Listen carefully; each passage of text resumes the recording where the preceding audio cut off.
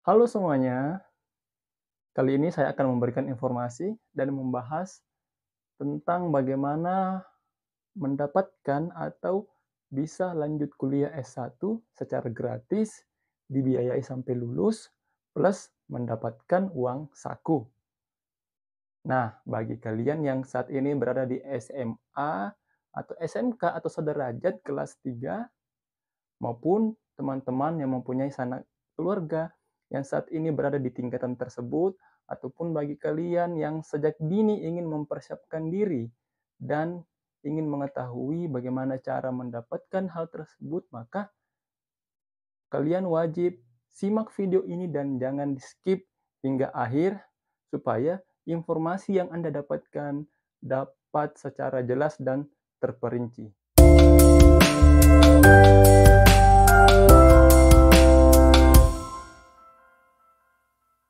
Jadi, kali ini kita akan membahas gimana sih cara kuliah S1 gratis plus dapat uang saku pula. Emang bisa? Nah, itu selalu menjadi pertanyaan-pertanyaan yang muncul di benak teman-teman semua. Namun, hal tersebut bukanlah mustahil untuk kita dapatkan. Karena kenapa? Pemerintah Indonesia telah menyiapkan wadahnya untuk kita bisa kuliah S1 gratis plus setiap bulannya dapat uang saku. Seperti apa dan melalui apa pemerintah Indonesia menyiapkan wadahnya, yaitu melalui KIP Kuliah Merdeka. Nah, pemerintah Indonesia terus berkomitmen untuk fokus meningkatkan pembangunan sumber daya manusia melalui berbagai upaya cerdas. Nah, salah satunya ini melalui KIP Kuliah Merdeka. Oleh karena itu, kita harus tahu apa sih itu KIP Kuliah Merdeka. Nah, apa itu KIP Kuliah Merdeka? KIP Kuliah Merdeka atau Kartu Indonesia Pintar KIP Kuliah adalah bantuan pendidikan yang diberikan pemerintah kepada mahasiswa yang berasal dari keluarga kurang mampu atau miskin, ataupun rentang dengan kemiskinan.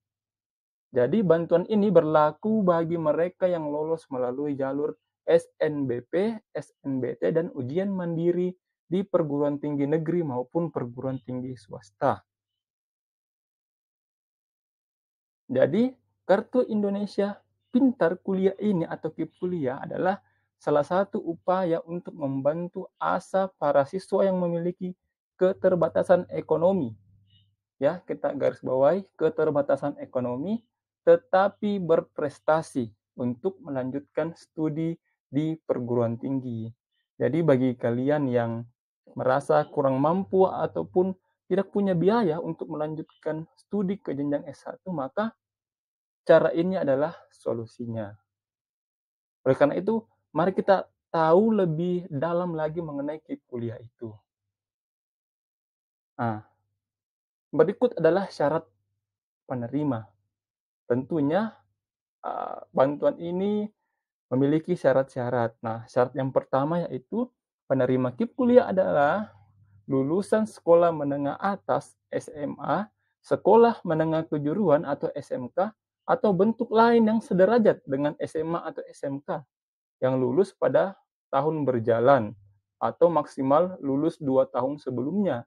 Jadi misalnya kita akan mendaftar di tahun 2023, maka angkatan yang dapat mendaftar yaitu angkatan yang akan lulus di tahun 2023, angkatan yang lulus di tahun 2022, dan maksimal angkatan yang lulus di tahun 2021 atau 2 tahun sebelumnya. Itu masih bisa untuk mendaftar KIP kuliah.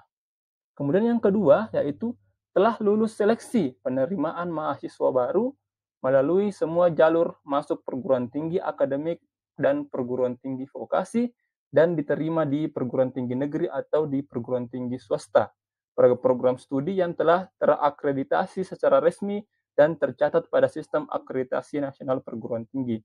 Jadi, yang akan menerima KIP kuliah ini adalah orang yang akan lolos masuk di perguruan tinggi, baik negeri maupun swasta. Nah, syarat yang ketiga ini adalah syarat yang sepertinya paling utama, yaitu memiliki potensi akademik baik ya, memiliki potensi akademik yang baik, tetapi memiliki keterbatasan ekonomi atau berasal dari keluarga miskin, rentang miskin, dan atau dengan pertimbangan khusus yang didukung bukti dokumen yang sah. Jadi, terdapat dokumen-dokumen yang sah yang harus membuktikan bahwa kita berasal dari keterbatasan ekonomi atau keluarga yang rentang miskin. Nah, selanjutnya terkait syarat yang ketiga tadi, yaitu syarat keterbatasan ekonomi, maka itu harus dibuktikan dengan yang pertama apa, yaitu kepemilikan program bantuan pendidikan nasional dalam bentuk Kartu Indonesia Pintar atau KIP. Atau yang kedua, berasal dari keluarga peserta program Keluarga Harapan atau PKH. Atau keluarga pemegang Kartu Keluarga Sejahtera atau KKS.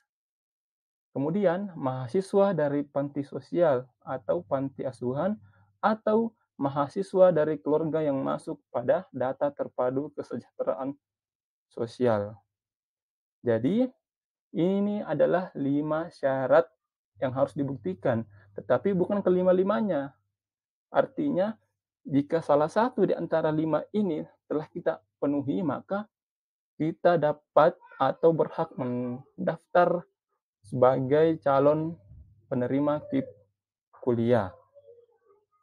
Namun, jika dari 5 syarat tersebut kita tidak memenuhi, maka jangan khawatir. Karena jika calon penerima tidak memenuhi salah satu dari 5 kriteria di atas tersebut, maka dapat tetap mendaftar untuk mendapatkan KIP Kuliah Merdeka selama memenuhi persyaratan tidak mampu secara ekonomi sesuai dengan ketentuan. Apa ketentuannya? Dibuktikan dengan pendapatan kotor gabungan orang tua atau wali paling banyak 4 juta setiap bulan atau pendapatan kotor gabungan orang tua wali dibagi jumlah anggota keluarga paling banyak Rp750.000. Jadi, jika Anda bukan merupakan atau tidak memenuhi dari 5 kriteria sebelumnya, maka tetap dapat mendaftar jika syarat ini terpenuhi.